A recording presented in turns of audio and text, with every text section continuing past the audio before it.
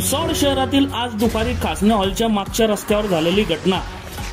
केंद्रीय विद्यालय शाळेच्या लहान मुलांना घरी पोहोचवणारे रिक्षावाल्याने अतिवेगाने रिक्षा चालवत वळणावर अगदी जोरात रिक्षा वळवली। त्यात रिक्षामध्ये बसलेला एक लहान मुलगा जोरात रिक्षाच्या उजव्या बाजूने बाहेर फेकला गेला।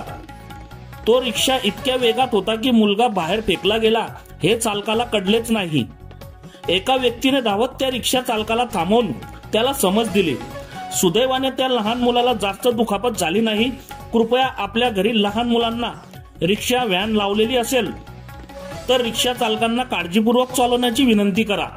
रस्त्यावर गतिरोधक नसल्यामुळे हा प्रकार घडला आहे। बघत रहा NH19 न्यूज। मुख्य संपादक श्रीकांत वानखेडे सोबत ब्युरो चीफ जोएब सय्यद, जळगाव जिल्हा, महाराष्ट्र।